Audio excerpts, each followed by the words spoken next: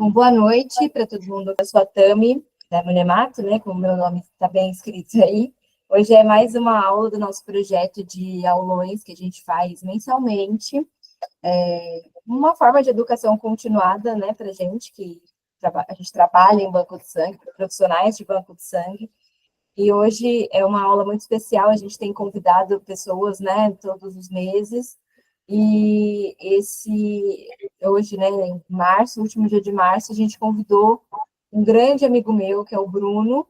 O Bruno, ele é farmacêutico de formação. Ele tem, acreditem ou não, com um carinha de 20 anos, ele tem 17 anos só de experiência em hemoterapia, em hematologia, biologia molecular. Conheci o Bruno na Universidade Federal de São Paulo, que foi onde eu me formei no mestrado, doutorado. O Bruno me acolheu no mestrado, me ensinou muita coisa do que eu sei hoje de sistema RH, foi o Bruno que me ensinou. E ele fez, então, mestrado e doutorado lá na Unifesp. E hoje ele é professor adjunto do Departamento de Análises Clínicas da Universidade Estadual de Ponta Grossa. E é aí da aula em pós-graduação, e é meu co-host lá no ABOcast, enfim. Estamos aí com novos projetos e hoje o Bruno vai falar para vocês um pouquinho sobre encontrando o fenótipo ideal, né? Vamos falar sobre fenotipagem, ele preparou uma aula diferentona aí, vamos ver o que ele tem para a gente. A palavra é sua, Bruno. Beleza, vamos lá, pessoal. Oi, todo mundo, né? Não vou falar aqui nem bom dia, boa noite, nem nada, porque a qualquer momento o pessoal pode assistir aqui essa aula. Essa aula, então, não vai ser uma aula de vários slides, tudo. Eu fiz alguns slides, a gente vai disponibilizar para vocês poderem estudar e ver isso daqui depois. Mas também eu fiz um mapa mental. Então, vocês vão acompanhar aqui nesse meu mapa mental de como que eu fui pensando e como que eu fui vendo, como eu poderia ensinar isso daqui para vocês. Então, vamos lá. Só me avisem se vocês, por acaso, não estiverem enxergando bem. Eu também estou enxergando aqui a telinha de vocês. Só se eu estiver repetindo aqui que vai ficar estranho, tá? Acho que vocês estão vendo minha tela aí. Então, nesse mapa mental, então tá aqui, ó. Encontrando o fenótipo ideal, probabilidade de seleção de unidades compatíveis. O que a gente precisa saber primeiro? Qual que é o nosso problema que a gente tem no dia a dia, né? O que a gente tem ali que a gente tenta fazer a compatibilidade entre o doador e entre o receptor, né? Esse que é o grande problema ali que a gente precisa resolver. E o que é a primeira coisa que a gente faz quando a gente precisa de uma bolsa compatível? O básico, né? A gente precisa ali que tenha uma compatibilidade, né, para a nossa tipagem BO e RHD. Então, vocês já viram aqui várias aulas sobre a BO, sobre RH, né?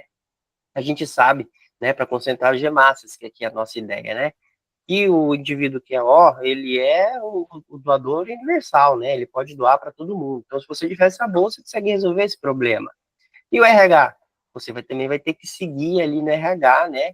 Se ele é positivo ou negativo, né? Porque aqui você tem chance de imunizar alguém caso você não faça a compatibilidade adequada. Mas, e esse aqui que é o que faz todo mundo tremer, né? Que todo mundo tem aquela dúvida, né? Aquele problema que acontece no dia a dia, que são outras condições especiais, que são outras condições que fogem disso daqui, que fogem de quando a gente precisa só de uma compatibilidade EBO e RHD, né? Então, a gente precisa fazer isso daqui, além disso também precisa fazer a compatibilidade, né? A prova de compatibilidade, ou dependendo do lugar também, o pessoal fala que é a prova cruzada, a gente precisa fazer isso tudo para ter a bolsa mais compatível para o nosso receptor. Quais são essas condições especiais? Essas condições especiais aqui, coloquei para vocês, são o quê? São aqueles pacientes fenotipados e também alguns pacientes imunizados, que são aqueles que têm, né, pesquisa de corpo irregular positivo, né, que é o nosso conhecidíssimo pai, e também identificação de anticorpo irregular positivo, né, com identificação. Aqui, identificação seria o painel de hemácias. Mas vamos começar por aqui. Eu acredito que vocês devem ter aí dentro, alguns de vocês devem ter dentro da instituição de vocês, alguns pacientes que são fenotipados, né? O que é um paciente fenotipado? Fenotipados são aqueles lá que você tem, né, você sabe qual que é a tipagem dele, a BO e RH, mas além disso, você também tem que seguir uma ordem. Você também tem que seguir algumas vezes a compatibilidade para antígeno de outros sistemas. Pode ser para RH, KEL, KID, DUF, MNS. Esses eu estou colocando aqui, que são geralmente aqueles que a gente vê mais, que tem mais importância na clínica, né?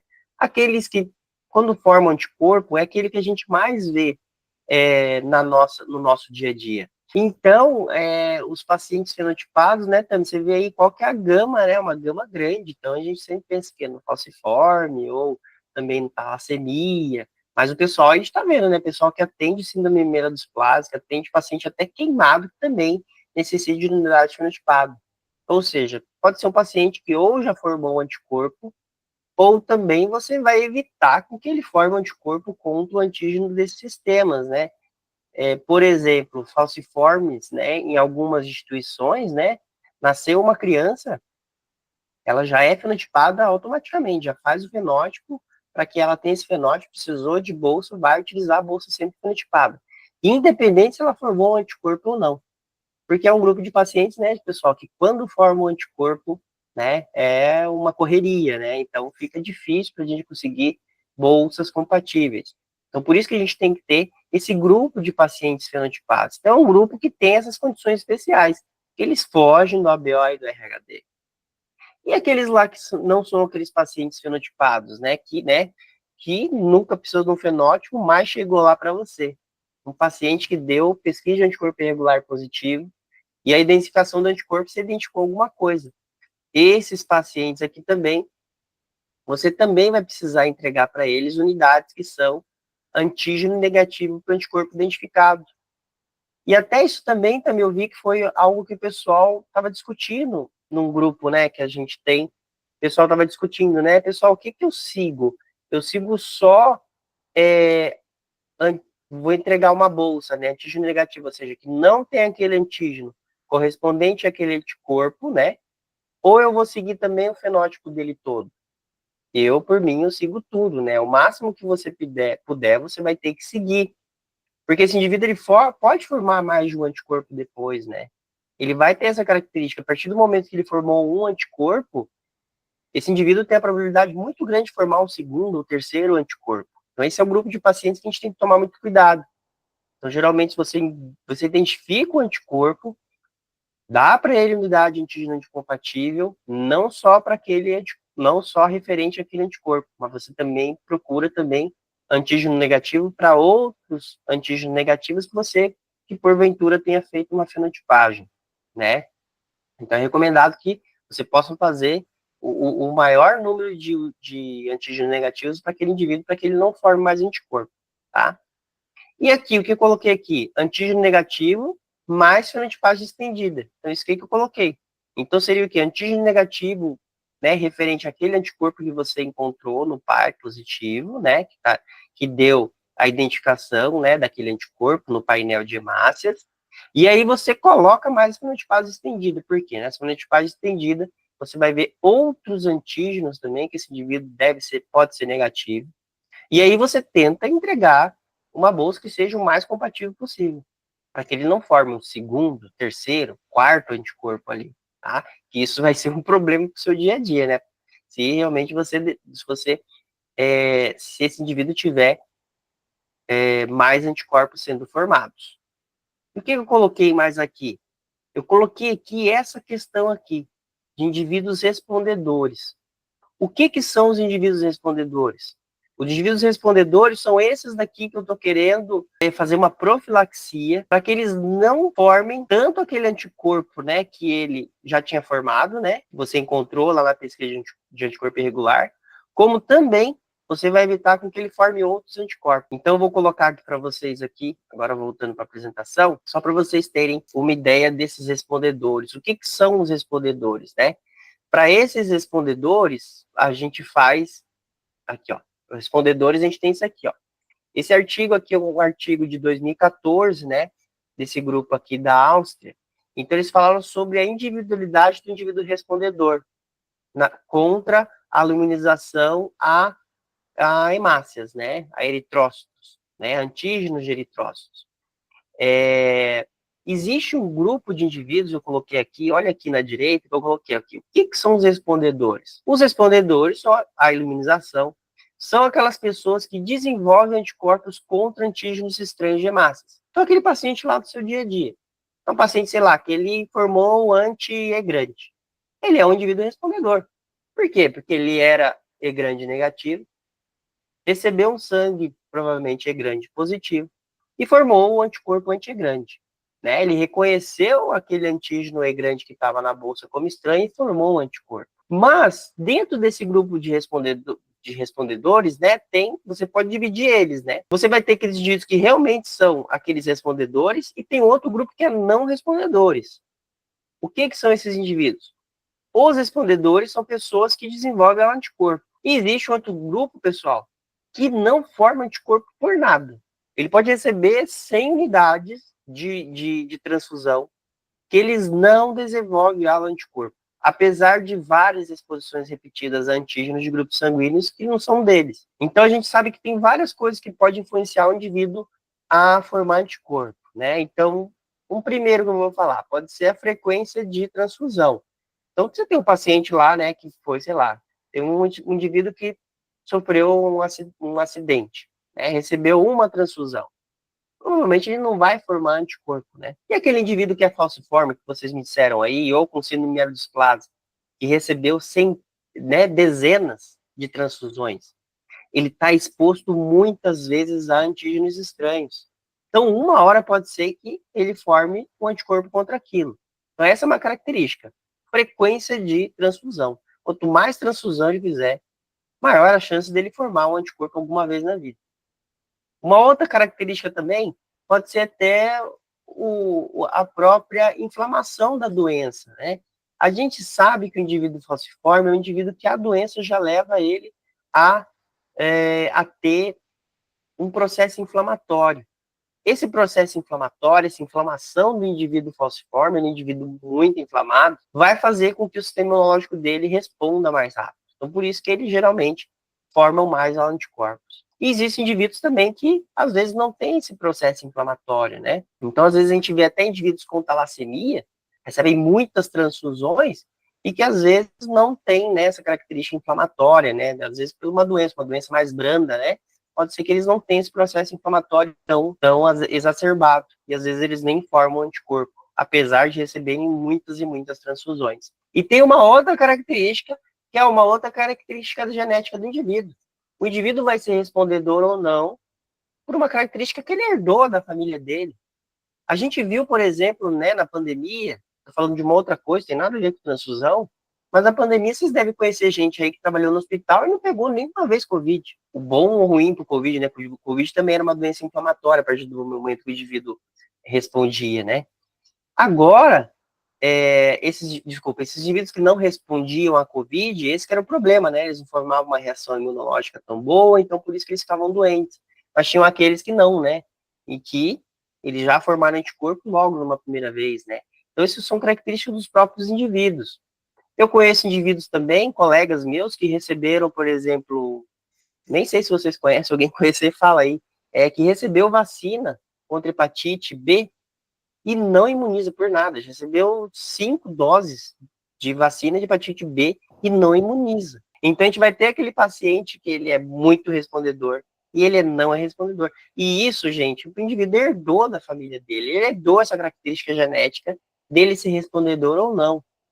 Então, o que acontece? Aquele indivíduo formou o primeiro anticorpo, a chance dele formar um segundo, terceiro ou quarto é muito maior, porque ele é respondedor.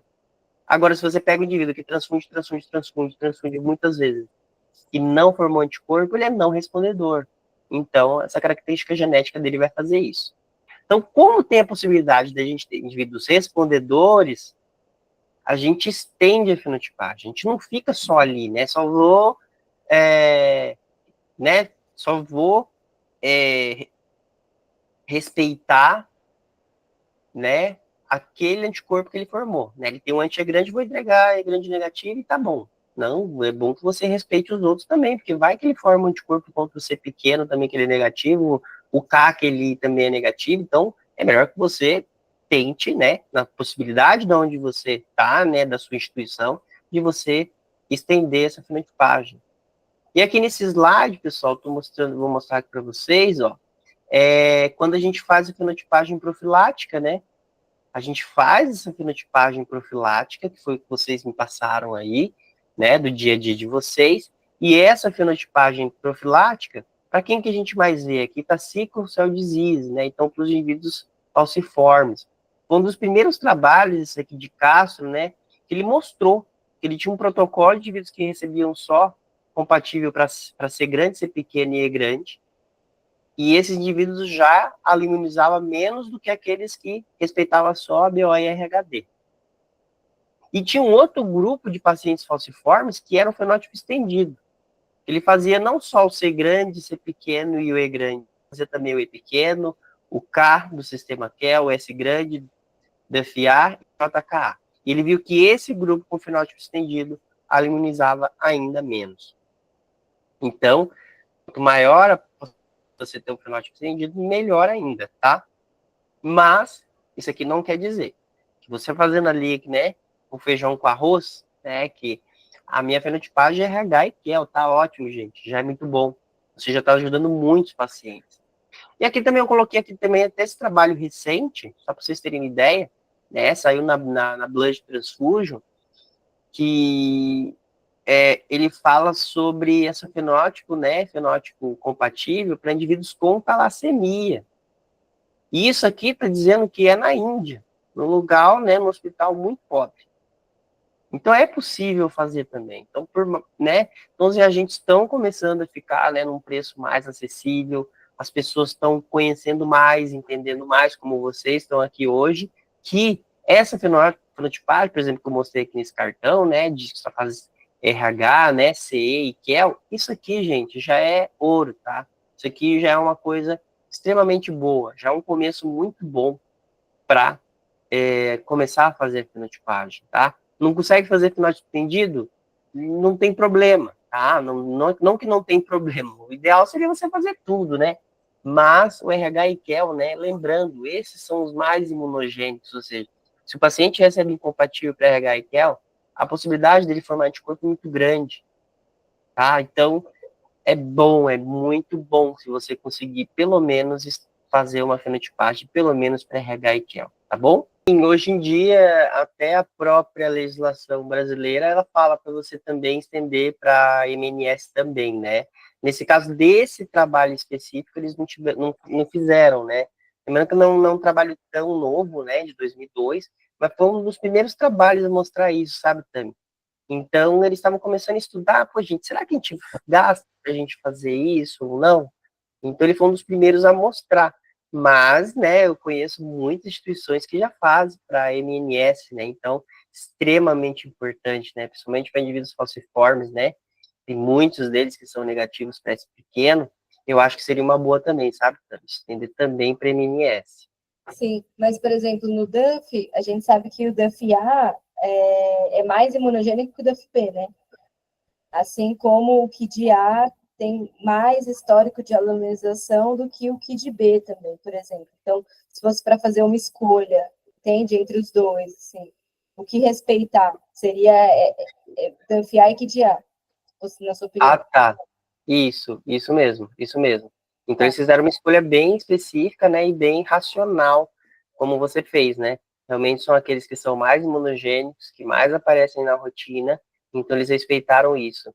E até interessante aqui também, né, que no começo eles não tinham nem o E pequeno, né? Então, geralmente é um antissoro difícil de ter, né? Geralmente o pessoal não tem, né? Naquela época não tinha, hoje tem até um pouco mais disponível, se for monoclonal, mas eles faziam de uma forma extremamente racional, pela falta desses reagentes no mercado, né? Então, pelo menos esses reagentes de RH e QEL a gente encontra com mais facilidade. Então, por isso que eu recomendo que realmente faça, né? Pelo menos isso. É que é uma opção frente à falta de reagente mesmo, né? Isso mesmo, isso mesmo. Beleza. Eu vou falar também um pouquinho sobre reagente. Então, vamos lá. Voltando, pessoal, para o pensamento aqui, ó, para a cabeça do Bruno, isso aqui é a minha cabeça pensando, tá? Na minha cabeça estava pensando, eu pensei que nos indivíduos respondedores, né? Por isso que eu faria, além do antígeno negativo para, né, para aquele anticorpo, eu também estenderia isso também. Então, para mim é isso, porque a partir do momento que ele formou um anticorpo, ele é respondedor. Eu tenho que seguir isso, tá? Para mim é mais segurança. Não quero que ele forme mais outros anticorpos, né? Para não ter muito trabalho depois. Outra coisa que eu coloquei aqui de importante, né? Nesses pacientes imunizados, é como que eu vou selecionar essas unidades de hemácias compatíveis, né? Como que a gente vai selecionar essas unidades? Então, essas unidades, elas vão ser selecionadas principalmente você respeitando naqueles casos em que aquele anticorpo que você identificou é anticorpo que foi reativo a 37 graus, mais antiglobulina humana, ou mais o soro de Cummings. É extremamente importante. Por que isso, Bruno? Por que aqueles que têm a 37? Eu sei identificar os também que não são só ATA, mas a gente tem que lembrar, né, que esses daqui são aqueles que são clinicamente significativos, tá? Então, esses anticorpos aqui que reagem a 37, são esses daqui que têm uma importância na clínica. São eles que no paciente vão dar uma reação transfusional, né? Que vão ali fazer uma hemólise extravascular, ou seja, aquela que a hemácia, né, que o anticorpo IgG liga nela, vai ser destruída lá no baço do indivíduo, e você, na verdade, não vai estar nem vendo, né? Porque é um tipo de hemólise que a gente não consegue ver muito por outros exames clínicos, né?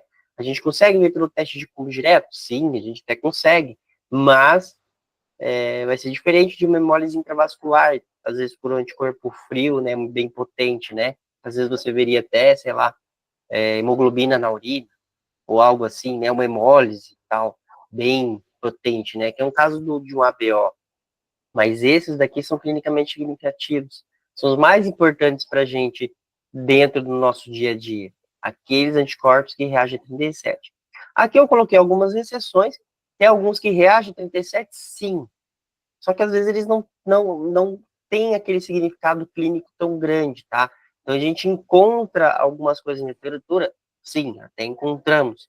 Só que não é aquela coisa de dar aquele medo. Ah, não, se eu não fizer aquela compatibilidade para anti-Tido, anti-Roger, Knox ou Post, isso aqui vai, realmente o indivíduo vai hemolizar. Existem testes que a gente pode até ver, né, se aquele anticorpo vai ser hemolítico ou não, né, mas muitas instituições não têm acesso a isso. Mas, às vezes, você está sabendo isso daqui. Gente, eu não consigo fenotipar para Tido, Rogers, eu nem sei o que é isso. Eu preciso mesmo fazer? Aí você vai ver na literatura e vai ver que a literatura vai comentar para você, né? Não tem essa necessidade, não tem tanta necessidade, é um pouco mais tranquilo, porque não tem essa informação, né? Que o indivíduo que teve histórico de doença hemolítica. Então, a partir disso daí, vai ter uma conversa, né? Entre a gente que vai estar no laboratório, a equipe médica, para também saber, né? Porque às vezes a gente não vai conseguir uma bolsa totalmente compatível. Mas, lembrando, reagir a 37, abre o olho. Tá? Agora, nesses casos que mais raros, que às vezes a gente não vai tanta importância porque o significado clínico não é tão grande, tá? E aqueles que reagem a temperatura ambiente? Geralmente, pessoal, os que reagem a temperatura ambiente, basicamente a gente vai seguir ali, sabe? A gente não vai ter aquela necessidade de, vou fenotipar agora porque o indivíduo tem um anticorpo anti-M que reagiu no frio. Ou encontrei aqui o anti-Liuzar que reagiu a frio. Né? Provavelmente vocês sabem que isso não tem aquela importância na clínica, né? Não vai ter aquela importância tão grande, tá? Então, a gente tem que pensar em alguns outros anticorpos que reagem à temperatura ambiente, mas que às vezes, pessoal, até é interessante, né? Por exemplo, o antivel, ele tem uma característica dele que ele ativa muito complemento. Ele chega até a hemolizar. Você vai ver no tubo lá, a reação nem aglutina. Ela, tipo, hemoliza. É um tipo de reação positiva que a gente vê quando tem o antivel. É interessante falar isso. É interessante falar também que é um anticorpo que reage à temperatura ambiente, mas pode ter uma importância na clínica, tá? Então, tanto o antivel, o anti-P, P1PK, o TJA, são anticorpos que reagem à temperatura ambiente. Para lembrar, não são tão frequentes, a gente vê, não é frequente da gente encontrar esses anticorpos, mas quando eles reagem, mesmo que a TA, a gente tem que ficar com o pezinho atrás, tá bom? Então, nem sempre a gente pensa, como eu falei assim, não, só vou Só vou prestar atenção quando for a 37. Aí eu vou pegar uma bolsa fenotipada. Quando for até A, não. Então, imagina, né, você vê lá, né? Porventura você mandou para um laboratório de referência, falou que é o antivéu, então pensa bem. Então, realmente precisa de uma compatibilidade e conseguir uma bolsa mais compatível possível, né? Se possível, fenotipada, tá? E isso aqui que eu coloquei, gente, que é o mais importante. A gente não trabalha sem comparar o resultado que você teve, o anticorpo que está lá no laudo, com o que está na literatura. Então, a literatura dá para vocês, né? A gente passa para vocês essa literatura que vai dizer, nossa, pessoal, isso aqui tem histórico de que já aconteceram reações transfusionais hemolíticas contra tal antígeno, ou não, isso aqui não acontece. Isso a gente tem que saber, tá? Ou se a gente não sabe, busca na literatura, busca, né, em livros que a gente conhece, que vão dizer, tem importância na clínica ou não tem importância na clínica. E outra coisa também é você conversar com o laboratório de referência. O laboratório de referência ele também vai saber isso, ele vai saber na rotina dele o que acontece. E geralmente os laboratórios de referência eles dão uma resposta para os laboratórios, né? Dizendo, ó, nós encontramos tal anticorpo na amostra desse indivíduo, recomendamos que você tenha tal conduta ao fazer a transfusão. Ou, né, eles falam para você, ou, né, transfunda devagar, ou não conseguimos bolsas compatíveis, ou existe histórico que esse anticorpo é hemolítico, então tome cuidado. Eles vão falar isso. Então, os laboratórios de referência, muitos deles, quando eles dão o resultado, eles têm esse comentário além do próprio resultado. Então, não é só falar, tem anticorpo e tal. Não. Eles vão falar também para você sobre aquele anticorpo e qual que é a importância dele na clínica. Tem importância ou não tem importância, tá bom? Então, isso aqui é muito importante antes da gente pensar, né, em selecionar unidades de concentrado de massa compatível. Lembrando aqui, 37 graus e pesquisa de anticorpo irregular, né, positiva no Cumbis, vamos ficar de olho. Temperatura ambiente, né, lembra lá, Lewis, M, frio. Isso acontece no nosso dia a dia, mas não tem importância na clínica, tá? Agora, pessoal, que eu tenho aqui já, né, que eu sei o que eu tenho que seguir, o que eu vou ter que tomar cuidado, eu vou dos doadores, tá? Como que eu vou fazer a fenotipagem das unidades dos doadores? Primeiro, a fenotipagem das unidades desses doadores, né? Eu tô falando doadores, mas são fenotipagens das unidades que vão estar lá dentro do seu estoque, né? Dentro da sua geladeira, da sua câmara de sangue, seja o nome que vocês deem aí, tá?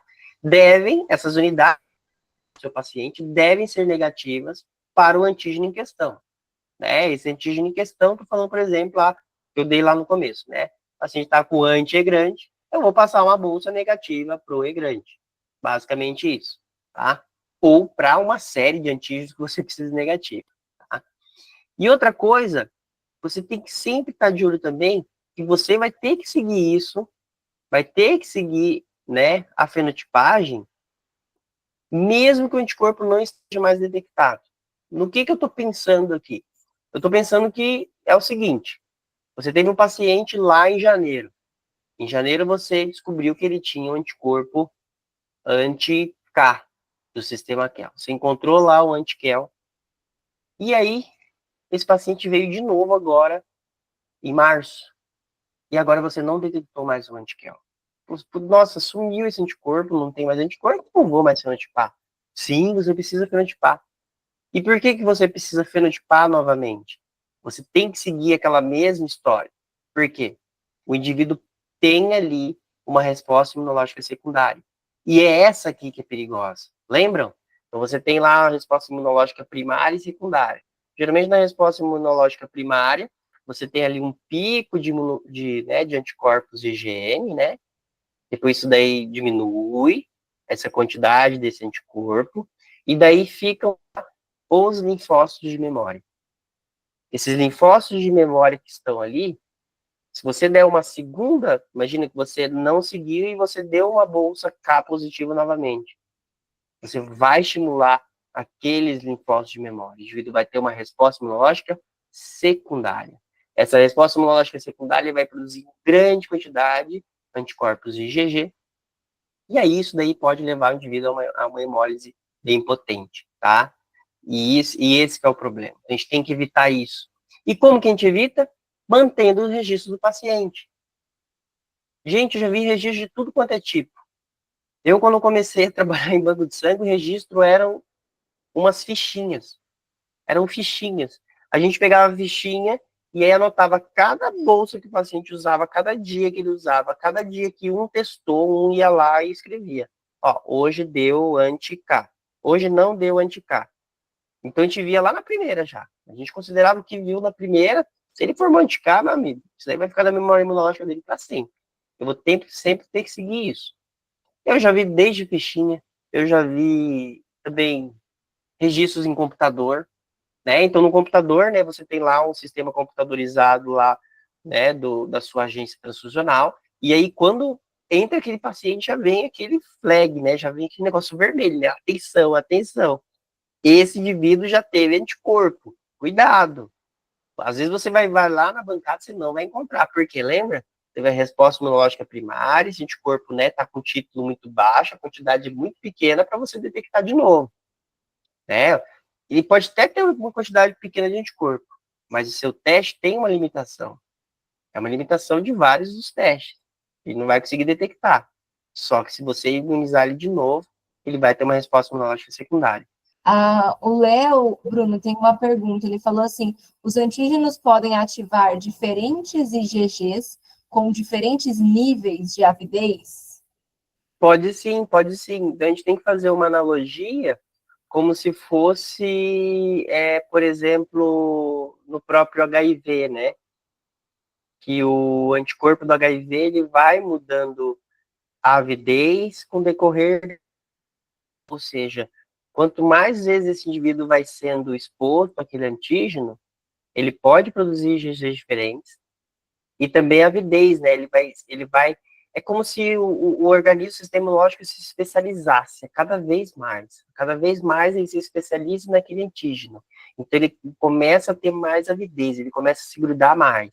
Então no começo é o quê? No começo o sistema imunológico, né, tá começando, tá aprendendo, né? Então, às vezes, pô, ele faz uma resposta rápida, mas tem baixíssima avidez, né? Ele vai lá, liga, mas não tem tanta avidez.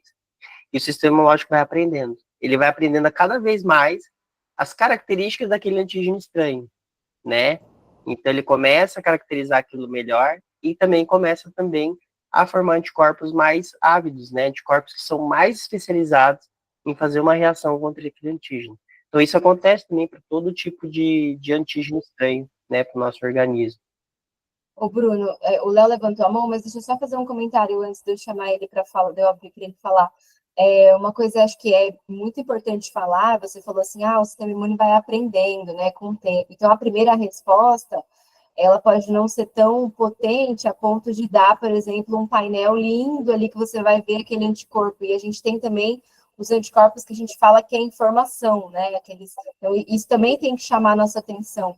Às vezes a gente vê ali um painel, um PAI positivo bem fraquinho, e aí meio que não dá tanta atenção. E às vezes é um anticorpo importante, né, Bruno? Então acho que vale chamar a atenção para isso. Isso mesmo, Tami. O perfil, a gente pode até perceber às vezes que o perfil daquele painel, ele dando com o tempo, né?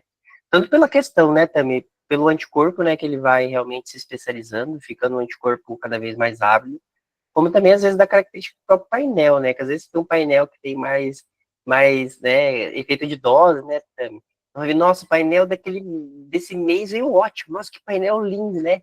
Painel bom, nossa, um monte de célula legal, um monte de célula com duas doses, né? Aí você vê aquele painel que fica bom. Às vezes, gente, vem cada porcaria de painel. Nossa, vi um painel que não tem uma célula que tem dupla dose desse antígeno. E aí é um problemão que você tem, né? Então, você vê, é verdade mesmo. A gente até ligava lá para a fábrica e falou: ô, gente, por que você mandou esse painel, cara? Pelo amor de Deus, painel ruim. Você fala: cadê aqueles doador lá que você tinha para fazer painel? Aí os caras vão lá e mexem um pouco. Então, o negócio é esse mesmo, pessoal. Reclamem com os fabricantes também. Porque eles têm que fazer painel bom para ajudar a gente no dia a dia. Léo, pode falar. Assim, eu acho melhor complementar a pergunta que eu fiz com áudio, porque eu lembrei de um caso de um outro lugar que eu trabalhei, que teve um paciente que ficou aqui 1, 2 anos sem receber nenhuma bolsa de sangue, e quando ele veio receber novamente, não foi nem pela doença de base dele, que era anemia falciforme, foi por outro problema. Ele teve o PI positivo. Mesmo assim, depois de 1, 2 anos sem receber nenhuma bolsa de sangue. Por isso que eu perguntei da questão, assim, da avidez dos anticorpos IgG. Ah, tá. Daí a gente pode conversar sobre evanescência de anticorpos, né? A evanescência de anticorpos é, né, o tanto que ele sobe, o tanto que ele desce. Então a gente tem anticorpos que têm diferentes padrões, né, perfis de evanescência, né? A gente sempre fala, por exemplo, do KID, né, Tami? O anti-KID, ele sobe, ele desce, ele some de uma vez só. Às vezes tem paciente, tem senhoras, né, que eu vejo aqui, que tem anti-D, que ela detectou em 1960, está produzindo até hoje. Tem indivíduos que têm essa característica mesmo, são anticorpos que têm, né, tanto essa característica de avidez, e também a gente tem que pensar muito nessa questão da evanescência, né? Então, às vezes ele sobe e fica anos. Ou tem também aqueles que sobem e já caem. Então, essa é característica própria de determinados anticorpos contra determinados antígenos. A gente conhece o KID, que tem um perfil, alguns RH têm outros perfis. Tem, por exemplo, eu estou falando muito do E-grande, né? Eu já vi um E-grande de um paciente que ele formou um antigrande em 48 horas, né? Ele nunca tinha imunizado, recebeu e formou um anticorpo muito rápido. Então, dos anticorpos, né, que a gente vê que produz muito rápido. Eu vou ver um artigo também, esse artigo não é tão novo, mas ele mostra essa característica que o Leonardo está falando, sabe? De alguns que ficam muito tempo, alguns que caem muito rápido. Eu tenho um artigo bem legal, viu, Leonardo? Vou ver se eu acho e disponibilizo para vocês. É até bom para você ver no seu dia a dia.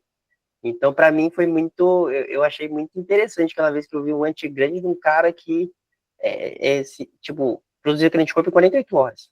É muito rápido. Uma coisa extremamente rápida. Nunca tinha visto na minha vida. E aí fui ver que o antigrande é um dos caras que faz isso. Eu falei, nossa, é bom saber. Eu aprendi aquela vez dessa forma, sabe? Questão de evanescência de anticorpos. Mas muito boa a sua pergunta, Leonardo. E depois compartilha com a gente esse artigo, eu mando lá no grupo, mando para eles no e-mail, coloco na plataforma. Tá, beleza, eu mando sim, eu vou dar uma procurada aqui e eu mando para vocês, tá? Então vamos lá. Então eu falei aqui sobre os registros, vocês falaram que tem, isso aqui é muito importante. Até gostei também que vocês passaram sobre a questão da redundância, né? Então eu tenho ficha e tenho computador, não é só uma coisa.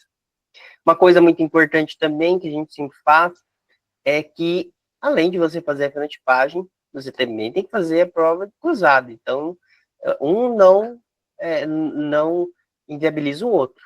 Você tem que continuar fazendo. A prova de compatibilidade você tem que fazer. Então, você tem lá, sei lá, o pessoal lá do laboratório de referência mandou, né, mandou para você uma bolsa, né, fenotipada, e você fala assim, ah, não, tá bom, nem vou fazer. Não, chegou na sua agência, você cruza. Por mais que o cara falou, não, eu fiz a prova de compatibilidade aqui, não pode passar. Eu faço. Eu vou, eu repito, eu faço. Já aconteceu comigo de pegar uma bolsa que estava fenotipada, simplesmente fiz a compatibilidade, não deu, devia ser um outro anticorpo, então pode acontecer. E o mais importante, que seja ali, 37 graus e com soro de Cumbres, né, com a antiglobulina humana, tá? E como que você vai fazer essas fenotipagens? Quais são as maneiras que você vai fazer a fenotipagem? Aqui eu acho interessante, eu até queria saber de vocês também, que tem aquele pessoal que fenotipa aquelas bolsas que, né, que acabaram de sair da doação, ou seja, o indivíduo fez lá a doação e daí, sei lá, 10% das bolsas O de hoje vão ser fenotipadas. E daí já fica a bolsa lá fenotipada, se precisar. E aí também aqueles que estão lá no estoque, né, que chegou lá na sua agência, são aquelas bolsas que já estão lá há dias, e daí você vê, encontrei agora aquele anticorpo contra, tem um antiquel. Eu vou ter que ir lá agora e eu vou fenotipar agora nesse momento. Então, como que é a rotina de vocês aí? Vocês tem gente que tem fenotipagem lá na doação já, tipo, seleciona, depois faz, ou faz só lá na agência mesmo. Então, eu já vi dos dois tipos, tá? Eu acho que até que na doação, quem pode, geralmente, é mais eficaz, porque daí você já tem as bolsas ali. E tem uma coisa, né? Já vi lugar que faz assim, por exemplo, todos os doadores que são O, não, todos não, 10% dos O e, sei lá, e faço mais 2% de A, assim, não faz muito, são os que mais precisam, né? Então, às vezes, um print pessoal, ó, então, pega uma parte de O, um pouco de A e fenotipa. Ou seja, toda segunda, quarta e sexta tem que fenotipar. E daí ficam aquelas bolsas já fenotipadas para quando for utilizar. Então, a gente pode fazer das duas formas. Então, tem gente que logo depois da doação já fenotipa, já deixa um grupo. Até me falou bem legal, né, Tami? Então, você faz o RH e QL e deixa lá no estoque. Precisou de alguma coisa e chegou lá na agência transfusional, você encontrou lá que você precisa de algum antígeno adicional, aí você vai lá e fenotipa. Mas, lembrando, né, a gente começa ali para o RH e QL e depois você vai caminhando, né, para os outros sistemas de grupos sanguíneos. Então, a gente não começa, né, como se fosse de trás para frente, né, Tânia? A gente começa ali na RH e QL, começa a ver ali e depois a gente vai partindo para os outros sistemas, né? É mais fácil de você encontrar assim, não só a facilidade também, mas também é mais racional que a gente faça dessa forma, tá? O que a gente precisa para testar?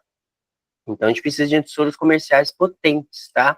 Então, esses antissoros comerciais podem ser, a gente pode fazer reação em tubo ou em gel, mas eu encontrei até aqui uma ideia, né, que o pessoal colocou de validação, né? Isso daqui, até o FDA, né, como se fosse a vigilância sanitária dos Estados Unidos, como eles passam, esses reagentes, né, o anti-K, anticelano, JK, DFA, CW, eles têm que ser pelo menos um título de 1 para 8 e dar uma reação de pelo menos uma cruz, tá? Anti-S grande, S pequeno, PM, I, C pequeno, E pequeno, anti-A1, pelo menos 1 para 4 e uma cruz, tá? Outras especificidades, essa reação tem que ser de pelo menos 2 cruzes, tá? É importante que você faça esses testes, né? É importante também que você tenha amostras controle, né? Para que você tenha certeza que aqueles reagentes estão funcionando de uma forma adequada. O gel eu já não conheço já, né, o controle de qualidade para isso. Se alguém conhecer, pode até me passar. Até teve uma dúvida, né, também esses dias aí do pessoal comentando sobre controle de qualidade, né, não só para tipagem, mas também para PAI, né? Qual que é o grau de aglutinação? Então, tem algumas coisas que são vagas ainda, né? A gente não tem muita ideia. A gente só sabe se tem que ser positivo ou negativo, né? Isso já basta para você dizer que sua pesquisa de corpo irregular está funcionando, né? Não precisa ter um grau de aglutinação específico. Porque, como a gente falou lá, até discutimos lá, tem muitos fatores que vão fazer com que a reação varie, né? De uma cruz, 2 cruzes, 3 cruzes, todos vão estar dizendo para você que aquilo ali foi uma reação positiva. Prova de compatibilidade, você pode fazer ela antes, caso você tenha a amostra do paciente. Com isso, você consegue fazer uma economia de reagentes. Por que eu coloquei isso daqui? Eu já vi algumas agências transfusionais que elas trabalham dessa seguinte forma. Antes de fazer a fenotipagem, por exemplo, você imagina que você está procurando lá bolsas que sejam negativas para Diego B. A Diego B. É super raro você ver indivíduos que são Diego B negativo. É muito raro, muito difícil. E você tem 2 gotas desse anti-Diego B para você utilizar. Então, o que eles fazem? Eles têm bastante, para quem tem bastante soro, né, bastante plasma do paciente, faz primeiro uma prova de compatibilidade, encontra essas bolsas que são negativas na prova de compatibilidade e só aí faz a fenotipagem, para confirmar se aquele antígeno realmente é negativo. Com isso, você consegue fazer uma economia de reagentes. Então, uma forma para aquele pessoal que tem, às vezes, um pouco antissoro, você tem ideia, né? Você já viu lá que é o anticorpo contra tal antígeno, mas você tem pouco antissoro para fenotipar e comprovar que aquele indivíduo não, né, que aquela bolsa não tem aquele antígeno, você pode ir fazendo provas de compatibilidade até você encontrar bolsas negativas e aí, posteriormente, você faz a fenotipagem, como se fosse de trás para frente, tá? Então, às vezes, você pode ter isso em mãos, né? Para caso você não tenha antissoro disponível para você fazer muitas fenotipagens, tá bom? Eu Só coloquei aqui para lembrando, você. Ah, tá. Só lembrando, Bruno, que mesmo se der prova cruzada negativa, tem que fazer a fenotipagem, né? Para garantir, porque a gente pode ter um doador ali com efeito de dose e tal, se for fazer essa técnica que você disse, né? Isso mesmo, importante mesmo. Soro reagente de paciente, você pode usar? Então, a sua colega ali falou, por exemplo, que as para o centro dela de referência. Acontece. Às vezes, já várias pessoas, e até tem um grupo, né, nos Estados Unidos que chama SCARF. O SCARF é um grupo de... É um grupo, né, de imunematologistas que juntam soro de pacientes, soros raros, tá? Contra determinados antígenos, que é muito difícil e não existe comercialmente. Então, eles congelam esse grupo que junta esses anticorpos e utiliza isso no dia a dia. Só que isso aqui é importante, né, que a gente consiga garantir que esse soro que você tem ali guardado, ele seja bem caracterizado, tá? Então, você tem que testar com várias células. E mais importante que isso, você também tem amostras controles para você ver se esse soro do reagente de paciente está funcionando, tá? Então, você às vezes pode ter como amostra controle alguma amostra que tem um antígeno fraco, né? O antígeno fraco, digo, às vezes com efeito de dose, né? Sem efeito de dose, né? Na verdade, aquele que tem baixa dose daquele antígeno, e também contra uma amostra negativa, para você saber se está funcionando ou não, para você comparar com a amostra daquele seu paciente. Então, existe alguns antissoros que não tem nem no mercado. A gente não encontra, falando aqui do anti-Diego B. Aqui no nosso estado, aqui no Paraná, aqui próximo, a gente tem uma cidade que a gente tem uma população indígena. E aí, nessa população indígena, é uma população também de doadores, né, lá de Guarapuava, e a gente encontra alguns doadores que são Diego B negativo.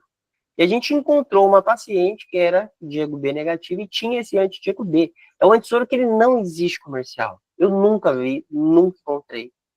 Então, o pessoal aqui do Paraná fez o seguinte, coletou o plasma desse paciente e produziu ali esse reagente, né? Então, seguiu todas as recomendações da vigilância sanitária, tem até lá na RDC como é que você faz, se você guardar, dizer que está funcionando ou não. E esse é o anti-Diego B que utiliza em toda a nossa hemorroide.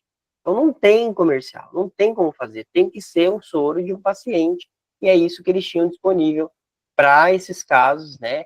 Somente aqui na nossa região que isso acontece.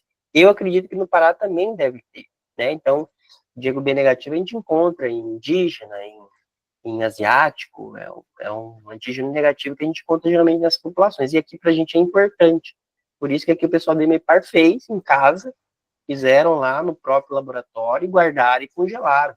Porque eventualmente eles estão precisando dele, tá? Porque não tem disponível reagente no mercado, tá? A colega falou também de rotular as bolsas fenotipadas. Isso não é obrigatório, não é uma obrigatoriedade que tem na vigilância sanitária, dizendo, importante que você coloque o ABO, RHD, se você fez o DEFRAC ou não. Isso eles dizem. Mas agora, pessoal, é muito bom, né? Você pegar uma bolsa, rotular ela e colocar lá, ó, é negativo para isso, para aquilo, tal. Isso é muito importante. Ainda mais, gente, pensando que são bolsas que são difíceis de a gente encontrar. Então, isso é ouro. Então, você tem que pegar essa bolsa e identificar, para ninguém, às vezes, usar essa bolsa para algum outro paciente que não precisa, tá? Então, pessoal, ó, tentem não utilizar essa bolsa aqui, porque está rotulada como fenotipada. E esse fenótipo também ajuda no dia a dia, né? Tá ali no rótulo. Não é algo obrigatório, mas alguns sistemas permitem com que você coloque ali qual que é o fenótipo. Isso ajuda muito no dia a dia, tá? Em qual momento fenotipar? Qual hora que eu vou fenotipar? Ou não vou fenotipar, né? Que eu estou colocando aqui. É desnecessário você fenotipar, né? Por exemplo, a gente tem fenotipagem, tem pessoal que faz fenotipagem para M, para N, não tem gente que faz. Então, às vezes, pessoal, não é porque faz, porque às vezes tem mais dinheiro. Não, o cara tem mais dinheiro e tem o antissoro lá, anti-M, anti-Leusa, e ele fenotipo para tudo. Não, pessoal, às vezes vem no perfil. O próprio cartão, parecido com esse cartão que eu mostrei aqui para vocês, ele tá aqui, ó. Eu acredito também que a Ana falou Eu acredito que às vezes ela deve usar cartão também, porque ela falou que faz CW. Às vezes você tem um cartão que vai ter o CW aqui, você vai ter aquele combo ali. E às vezes vai vir e você aproveita e fenotipa, aproveita lá e tá fenotipando. Então, o pessoal faz, né? Mas, às vezes, quando você não tem, você faz a tubo mesmo, às vezes é desnecessário para aqueles anticorpos que reagem abaixo de 37. Por exemplo, o M, N, T1, Lius A, Lius B e anti-A1 que reagem abaixo de 37. Reagiu acima de 37, como eu falei, principalmente lá no soro de Cumbres, fique de olho, tá? Então você tem que fenotipar mesmo. E a fenotipagem profilática a gente já falou, né? Falciformes, talassêmicos, politransfundidos em geral. A gente falou que até de SMD também queimados, né? Então você pode fazer profilática. Esses são os momentos que você vai fazer. E agora chegou no final da aula. Agora vamos para a aula de matemática e estatística. Mas não é bem assim, vai ser mais fácil também, não vai ser muito difícil. Tá, Bruno, você falou que eu vou fenotipar, quando que eu vou fenotipar? Qual que é o problema que eu tenho no dia a dia. Mas qual que é a chance de eu encontrar essa bolsa de sangue compatível no meu estoque? Como que eu vou fazer isso? Para você saber qual que é a chance de você encontrar aquela bolsa que seja negativo, para o que você precisa, você tem que saber isso daqui. Qual que é a frequência de indivíduos negativos para o antígeno ou para aqueles antígenos em questão que você quer. Você conhece isso? Você sabe qual que é a frequência de indivíduos que são negativos para aquele antígeno? A professora me deu para vocês isso. Então, essa aqui é a tabela. Eu não sei se você tem acesso a isso, mas para quem já fez os cursos da Imunemato, a Tami já disponibilizou. Então, essa planilha aqui, ela mostra o que é aqui para a gente, pessoal. Então, deixa eu só exibir aqui de uma forma um pouco mais... Deixa eu aqui no modo de leitura mesmo. Então, olha aqui, ó. Vou olhar só isso daqui, tá? A gente vai olhar aqui nessa tabela. Deixa eu aumentar mais ainda, para não ter dúvida.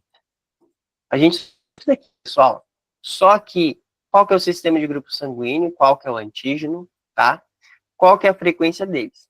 E aqui a Tami colocou, ó, em indivíduos negros, em caucasianos, e aqui, para nós, caso aqui, em brasileiros. Qual que é a frequência disso? E também, gente, tem como saber também qual que é a frequência em asiáticos. A gente tem aqui no Paraná, por exemplo, Maringá, né, em Marília, São Paulo, tem uma população asiática muito grande. Então, para eles, às vezes, é importante que eles tenham também essa informação. Então, para a gente aqui, vamos pegar em brasileiros, né? A gente tem que saber qual que é a porcentagem. Então, por exemplo, vou olhar aqui o C pequeno, tá vendo? Eu sei que o C pequeno eu encontro 83% da população brasileira. E o que eu quero saber? Eu quero saber isso daqui, ó. Quero saber qual que é a frequência de indivíduos negativos, não os que tem. Aí, então vou pegar aqui, né, na minha calculadora, e eu só vou colocar aqui, ó, né? Eu tenho ali, né, os 100 menos esses 83, eu vou ter os meus negativos, que são 17% da população. Isso quer dizer, 17% da população é negativa pro antígeno C pequeno. É isso que eu preciso saber. Tá, então vamos voltar aqui. Vamos voltar. Eu tenho que saber, então, qual que é a frequência desse antígeno negativo na minha população. Então, isso que você tem que saber, ó. Qual que é a frequência na sua população? Qual população você está falando? Nós estamos falando de Brasil, estamos falando de Angola, estamos falando da Argentina? Da onde que é? Ou até aqui no Brasil, né? Às vezes a gente vai ter a frequência que é bem diferente. Aqui, eu que estou aqui no sul do Brasil, a Tami que está no sudeste, e o pessoal também que está no nordeste do país. Pode ter essa diferença da frequência. Então, aqueles trabalhos, você acha, nossa, que trabalho bobo, né? Chegou lá no EMA, o cara colocou qual que é a frequência dos antígenos, né, na cidade dele lá. É importante, porque ele quer saber qual que é a frequência, ele quer saber se ele precisar de uma bolsa negativa, qual a dificuldade que ele vai ter de encontrar aquilo, ou facilidade. Outra coisa importante, eu já falei, né? Qual que é a etnicidade dos doadores. Então, em cada etnia, a gente vai ter uma frequência diferente. Tá? Então, por exemplo, nossa, a população minha de doadores é muito, né? Falando de Guarapuava, uma cidade aqui próxima. Nós temos uma população indígena muito grande. Então, a gente vai ter aqui esse perfil diferente aqui de doadores. A gente tem que verificar isso. Então, vamos ver como que a gente pode calcular isso. Vou dar aqui um exemplo para vocês. Caso vocês não tenham estejam vendo, pode me falar, tá bom? Então, exemplo 1. O paciente ele tem um anticorpo, que é o anticorpo anti-grande, tá? O que eu sei? Eu vou lá na planilha da professora Tami e olho. Opa, desculpa. Deixa eu só tirar aqui. Qual que é a frequência do antígeno E grande na população? Fui lá na planilha dela e tirei. A frequência é de 29%. Eu faço lá, então, né, a diferença e vejo que a frequência de indivíduos que são negativos na população brasileira é de 71%.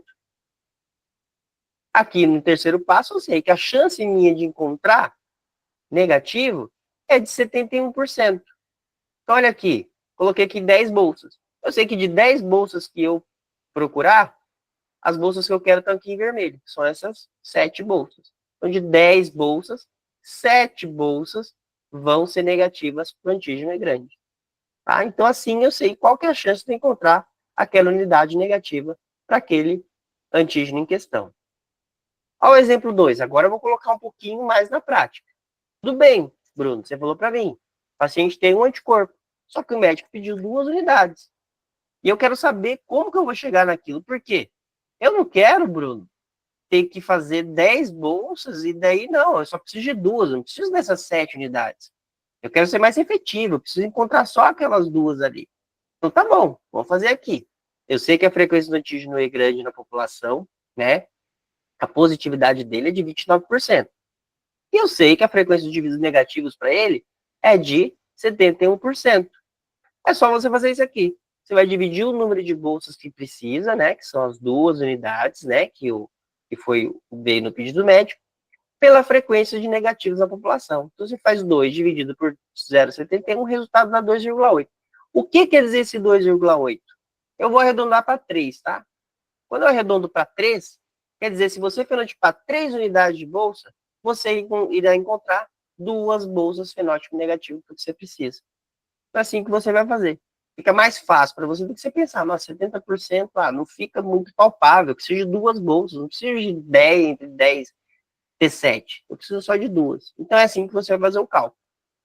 O próximo exemplo, o paciente agora tem 2 anticorpos, e é algo comum, tá, pessoal? Esse fenótipo aqui seria de um indivíduo que ele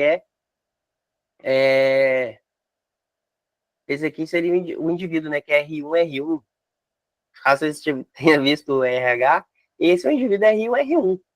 O indivíduo R1, ele pode formar anticorpo anti-E grande. E, além disso, também o anti-C pequeno. Isso é algo que é relativamente comum no nosso dia a dia. Olha esse exemplo 2 aqui. Eu fui lá, vamos lá. C pequeno, vou lá na planilha da professora Tânia. Frequência, C pequeno, 83% da população. Frequência do E grande, 29%. Tá bom, vamos lá calcular então. Então, peguei lá esse dado e vou fazer o meu cálculo. Opa. Vamos lá, então. Ó, frequência do antígeno E grande, 29%. Do C pequeno, 83%, tá? Então, eu tenho que de E grande negativo é 71%, e de C pequeno negativo é 17%. Basicamente, eu vou pegar, né, essas 2 frequências e vou multiplicar. Eu multiplico 0,71 pelo 0,17, né, que são as porcentagens de cada um negativo. A chance de você encontrar isso daqui, quando eu multiplico, é de 12% de encontrar uma unidade negativa. Ou seja, eu vou arredondar aqui para menos, agora, vou rebaixar aqui. Então, de 10 unidades que eu tenho, eu vou encontrar uma que é negativo, tanto com E grande quanto com C pequeno. Tá bom? Vocês veem como criar a frequência negativa aqui por C pequeno, que é menor, como que ela influencia. E como que essa característica também aqui pode influenciar. Outra coisa que pode influenciar também, pessoal, você imagine também que, além disso, você precisa que essa bolsa seja O, porque o seu paciente é O. A frequência do O na população, vou colocar aqui na população brasileira, é aproximadamente 50%. Eu ia colocar aqui, eu coloco 0,71, que é do E grande negativo, eu coloco a frequência do C pequeno negativo, que é 0,17, e ainda multiplico por 0,5, que seria os 50% que são O. Eu teria um cálculo que iria reduzir ainda mais a minha chance de encontrar aquela bolsa antígeno negativa. Então, às vezes, também você vai ter que usar também o tipo sanguíneo do indivíduo, né? Agora, se ele fosse AB, eu nem ia fazer, né? Porque pode receber qualquer... O indivíduo AB pode receber qualquer coisa. Mas, às vezes, você tem essa especificidade também. Você tem especificidade de ser D negativo. Você tem especificidade de ser RH negativo, dele ser também O. Então, você pode também colocar essas multiplicações aqui para saber. Tá, Bruno, mas vamos pensar nisso aqui agora. Esse paciente tem 2 anticorpos. Mas aqui ele está precisando de 2 bolsas.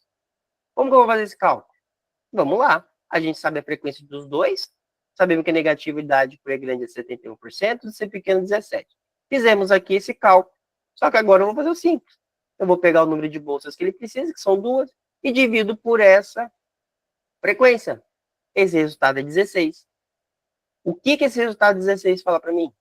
Quer dizer que se eu fenotipar 17 unidades de concentragem de hemácia, eu vou encontrar 2 hemácias que sejam E grande negativo, desculpa, eu não coloquei aqui, e mais C pequeno negativo, tá bom?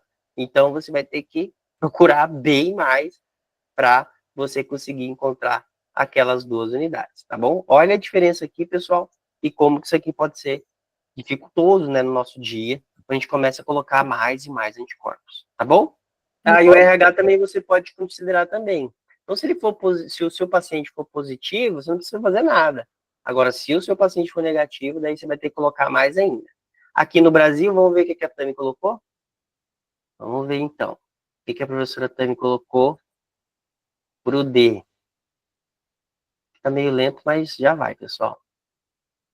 Para o D. Ó, a professora Tami verificou que aqui no Brasil 92% tem o D. Ou seja, 18% seria negativo.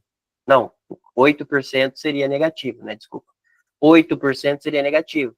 Então, você colocaria todo aquele cálculo, mais para o negativo seria 0,8. E aí, você colocaria isso daí mais o seu cálculo, tá? Então, você vai colocando cada coisa que você precisa ali nesse cálculo de frequência, tá? Pessoal, tem um tempinho agora para tomar uma água e fazer esse exercício. Então, vamos dar não sei também quanto tempinho aí para fazer. Agora, eu perdi para vocês, ó, 3 anticorpos. Tem um anti-C pequeno, tem um anti-DFA e tem um anti-S. Eu ajudei, hein? Já coloquei a frequência aqui. C pequeno positivo é 83%, DFA positivo 39% e S grande 45%. Então, quero que vocês encontrem qual que é o negativo, faça o cálculo e qual que é a chance de encontrar uma unidade de sangue negativa. Aí é Bora, bucha, Lari. hein? A Lari falou que isso é muito bom para incentivar. Vamos tentar fazer a investirem na fenda de bolsas. É verdade, Lari. Eu não coloquei número de bolsas ainda, mas vamos só encontrar qual que é a chance de encontrar uma unidade negativa. Não, ela falou que essas continhas, né? Eu acho que isso, o estudo que você passou é muito bom para incentivar o pessoal que manda, né? No dinheiro do Banco do Sangue. Isso, é verdade. É bom a gente passar para eles, né? Ou então até para o médico, você chegar lá e fazer no papel. Mas assim, ó, eu quero essa bolsa para agora. Essa para agora não vai dar. Olha aqui, eu preciso de 17 indivíduos para encontrar as 2 bolsas que você quer. Ou é mais difícil ainda. Aí você fala, ó, doutor, vai ser difícil. Precisa de um pouco de paciência, né? A gente vai aguardar para conseguir essa bolsa compatível. Pois é. E aí, alguém conseguiu raciocinar já aí? Lari tentou, Léo. A Gabi falou aqui, Bruno, 5,7% de encontrar uma unidade antígena negativa. 5,7? É. O Léo também concordou, 5,7%.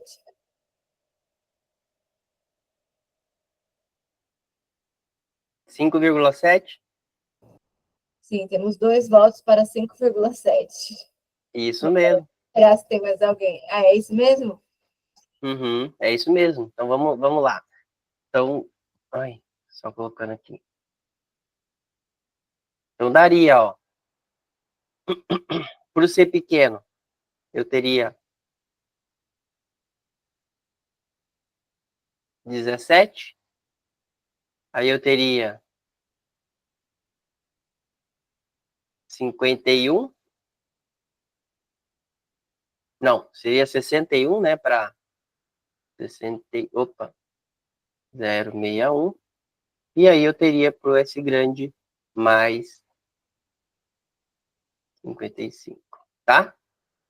Então teria aqui, ó, 5%. Vou colocar aqui só vezes 100, só para arredondar, para ver. Então, 5,7%. E agora, pessoal, se esse paciente precisasse de 2 bolsas, quantas bolsas teriam que fenotipar para encontrar uma? Para encontrar essas duas? Fossem 2 unidades com essa frequência. Muitas, muitas. Muitas. Eu ia Muito, ficar 12 horas do plantão. Hã? muito difícil achar esse fenótipo aí combinado da FIA e S grande. O Léo É, já respondeu aqui, ó. O Léo tá super ágil, falou 35. 35, né? Então vamos lá, então. 35. Então seria 2, 5, opa, 35 unidades. Então seriam 35 unidades para encontrar duas. Então vocês veem, pessoal, como que dificulta. Então por isso que a gente fica pensando, gente, esse paciente é respondedor, vai formar 1, vai formar 2, vai formar 3 anticorpos. Cada vez vai ficar mais difícil. Então, por isso que a gente tem esse pavor, né, do paciente formar muitos anticorpos. Então aqui, no final, né, vou até mostrar aqui para vocês, para fechar, que tinha mais uma coisa ali, que eu coloquei. Isso é quando um sangue é raro. E quando o sangue raro é necessário? O que é um sangue raro? Raro é aquele que você vai encontrar 1 em 5.000. Ou que é incomum, que é esse caso que a gente está vendo, é 1 em 1.000. Né? É um caso que é incomum, não é um fenótipo que a gente vai encontrar assim com um cara que é tudo negativo. E se o cara for, ó, e se ele for D negativo? Aí você começa a cada vez ter mais raridade de você encontrar aquele sangue. Então, sangue raro, um sangue incomum de encontrar, são aqueles sangues que a gente tem essa dificuldade. Então, raro, o que pode ser um sangue raro? Um sangue raro pode ser aquilo que eu falei, o indivíduo ser Diego B negativo. Porque Diego B negativo é 0,01% da população que é. E nesse caso aqui, o indivíduo se torna negativo porque o conjunto de antígenos negativos que ele tem é muito grande. Então começa a ficar mais difícil. Então tinha um C pequeno, daí vem o DFA, daí vem mais o S grande negativo, vai vindo mais e mais. Quanto mais negatividade, esse conjunto de antígenos negativos vai tornando indivíduos mais raros. Para você encontrar esses indivíduos mais raros, aí você tem que lançar a mão do programa de doadores raros. Essa é uma aula que eu já até dei também para o pessoal do EMO, que foi sobre esse programa. Então, a gente tem um programa dos Estados Unidos, tem um programa também na Europa, tem um programa de doadores raros aqui do Brasil. Então, tem uma comunicação, né, com o próprio Ministério da Saúde, em que tem vários doadores ou bancos de sangue, e tem bancos de sangue específicos que tem essas bolsas mais raras, né, que tem esse contato com aquele doador que tem, né? Então, por exemplo, a Unicamp eu sei que tem aquela bolsa lá que tem esse perfil. Ou eu sei que lá eles têm um indivíduo que é celano negativo, muito raro de a gente encontrar. A gente entra em contato, o Ministério da Saúde, daí ele dá todo o suporte para você mandar a bolsa, eles pagam o avião, pagam tudo para a bolsa chegar até você. Então, o programa que aqui no Brasil está se desenvolvendo e a gente está, a cada dia, colocando mais doadores lá. E outra coisa, não conseguindo doadores raros, vai procurar na família. Então, lembrando, né, uma questão genética, uma questão herdada. Então, por ser uma questão herdada, por isso que a gente vai procurar na própria família. Então, se tem um indivíduo que tem essa negatividade, esse perfil difícil, ou é negativo para algum antígeno, né, que quase todo mundo é positivo e só ele é negativo, às vezes o irmão dele também pode ser negativo, um tio, o pai ou a mãe. Então, a gente pode procurar na família também, nesses momentos que a gente não tem como lançar a mão de programa de doador raro, ou o nosso banco de sangue não tem essa bolsa compatível, tá? Então, então era isso, pessoal. Vocês têm alguma dúvida? Então, eu queria mostrar para vocês isso, como chegar. Então, foi um belo caminho. Vamos ver aqui como que a cabeça do Bruno funcionou para fazer isso aqui, ó. Esse aqui que tá na minha cabeça, ó. Então, fui destrinchando com vocês toda essa ideia. Então, partimos lá desde a compatibilidade, BioRH, até a gente chegar no doador raro. Então, você vê que é o caminho. E esse, né, também, esse que é o lindo da Imunemato, né? Que a coisa vai destrinchando, ela vai saindo para cá, ela vai caindo ali, até a gente ter a solução final, né? E eu ia falar, você disse que isso aí está na sua cabeça, mas deveria estar na cabeça de todo mundo, né? Todo mundo que faz imunemato tem que ter um fluxo desse na cabeça muito bem desenhado, né? Tipo, e agora? O que eu faço? Vai aqui, vai ali, né? Isso Muito mesmo. legal. Então, é bem importante que o pessoal tenha isso. É essa que é a imunematologia. Então, é um mundo de possibilidades.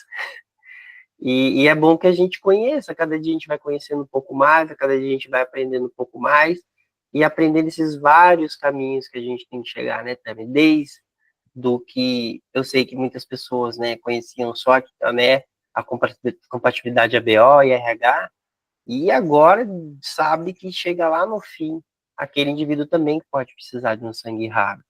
E a G é bom que a gente saiba, né, que a gente entenda o que é um sangue raro e quando que ele parte para ser um sangue raro, e também você pensar ali no seu dia a dia, né? O quanto que eu vou suar para conseguir encontrar essa bolsa? O quanto que eu vou trabalhar para conseguir isso, né? Então, isso é importante para que vocês saibam, vocês passem também para as equipes, né, que trabalham com a transfusão desses pacientes, para que todos tenham pelo menos uma noção, né, do quão difícil ou fácil será resolver o problema daquele determinado paciente.